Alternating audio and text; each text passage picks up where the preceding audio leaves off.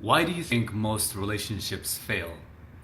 I'm gonna give you the reason I think that most relationships fail, but leave in the comments below and tell me what you think. Why do you think most relationships fail?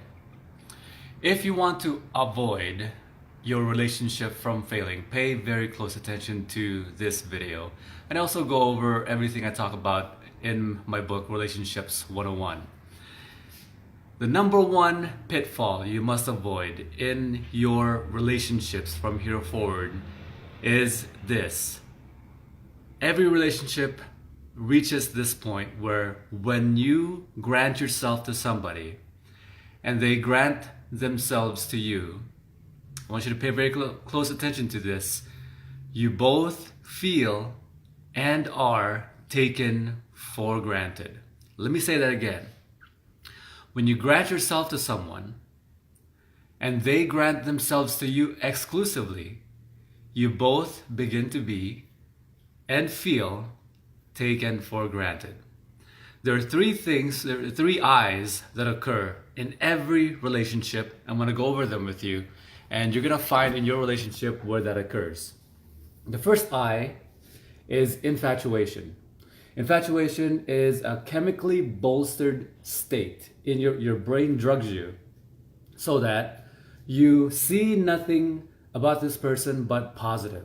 You see everything about them they do is hot or yummy or cute or sweet. Someone says, "Oh my God, look at this glass of water. It's so moist from condensation." And then you say, "Oh, how cute. You're so cute." It's just water. So everything they do is, you can't see nothing negative about them because your brain is drugging you. The second I that occurs in every relationship out of the three I's is intensity. Intensity, and there's the third I, which is infatuation. So look at intensity and infatuation as like two levels. So one level here and one level here. Now let's say in the beginning of a relationship, the intensity is high and the intimacy is low. So intensity is the chemical state where you are very intense with this person. You pretty much have sex 3 times, 4 times a day. Intimacy is how much you know about that person. So in the beginning of every relationship, the intensity is high. You have sex pretty much every day. And the intimacy is low. Intimacy is how much you know about that person. Now, here's the thing that occurs with every relationship. Infatuation keeps the intimacy low and the intensity high. Now, infatuation, the drug-induced state that your brain does to you, it lasts about a couple of months to a year and a half. And that's about the time where you consider, if you're considering, should I move in with this person? Well, do you still have infatuation? Has it been a year and a half? Or you want to ask those questions. So infatuation keeps the intimacy low and the intensity high.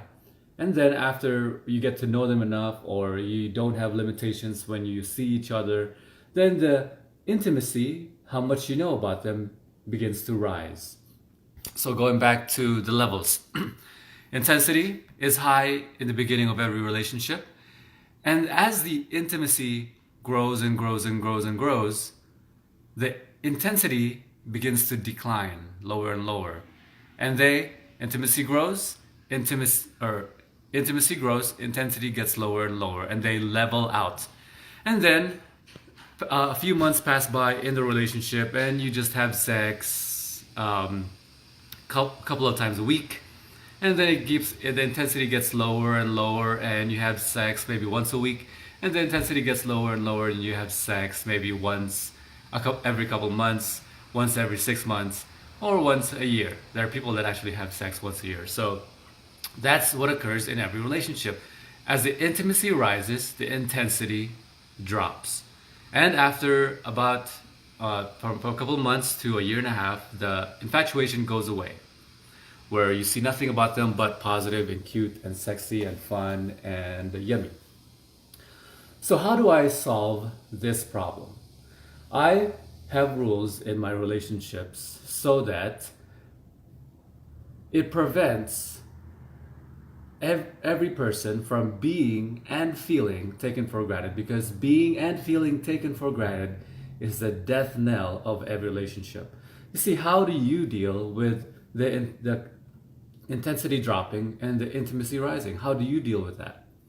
With my relationships, my intensity is kept high and my intimacy is kept high. And I'll show you how to do that. So let's go back.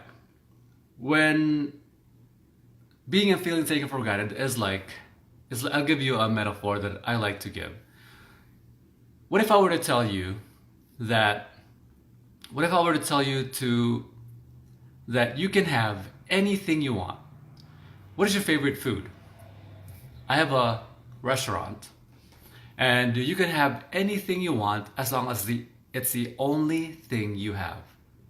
You can have your favorite meal, but you can't have anything else. So it sounds good the very first time, right? You can have as much as you want of your favorite meal. But soon enough, if you keep getting the same thing, the same meal over and over, finally, after a couple of months, you'll just think of it as food, as meal. It's nothing special. And what happens with the two people, you and your partner, is that I know that you're gonna be eating it. I'm a really good chef, or I'm not a, but in this metaphor, I'm a really good chef. And I cook your favorite meal and you love the way I cook it. But I'm gonna keep making the same thing, and I know for myself that you're gonna eat it. So I'm gonna feel taken for granted because I know you're gonna eat it anyway, right? No matter how I cook it, no matter if I cook it well or cook it not so well, you're gonna eat it. Now, on your part is you're gonna be eating the same thing, and you're gonna see it as food, and you won't value it as much because anything you get as much as you can, as much as you want, you don't value. So now we've come to a place where we both take each other for granted, because when you grant yourself to someone and they grant themselves to you, the inevitable result is that you both feel and be taken for granted. So some people, when they deal with the infatuation and the chemistry, the lowered chemistry and the increased intimacy, they don't have the chemical response that they used to have, is they lie to each other to increase the intensity, they fight to increase the intensity, they cheat to increase the intensity. That's what BDSM is all about. BDSM is increasing the intensity in the relationship to keep the intensity high. Some people do swinging, and to keep the intensity high. Some people deal with the intensity being low to keep the intensity high in many different ways. How do I deal with it? I deal with it in the same way that I get rid of being and feeling taken for granted. And I'll tell my beloved that you don't have to have the same meal in my restaurant, even if it's your favorite meal. You can have any meal you want. You can go to any restaurant you want. And I know you'll come back because you love my restaurant. You love what I make, but I'm not going to prevent you from doing whatever you want and eating. You can have Japanese, you can have Filipino, you can have American, you can have Italian, you can have Turkish, you can have Chinese food, any meal you want. And I know that when you're back in my restaurant, you're back in my restaurant because you want to and like to every single time. So I'm gonna end it at that. How do you deal with your three I's: infatuation, intensity, and intimacy? How do you get rid of being and feeling taken for granted? If you don't have a way to get rid of if you don't have a way to get rid of that death knell of every relationship, I encourage you to read my book. It's a very, very informative book. It's called, well, I'm not gonna get it. Just go to my website and find Relationships 101. You can go to Amazon and find Relationships 101, Forbidden Secrets of Love, Sex, Happiness, and a Male-Female Dynamic Explained. And it's actually on my banner. Click my banner, the link's on there, and you can order the book right now.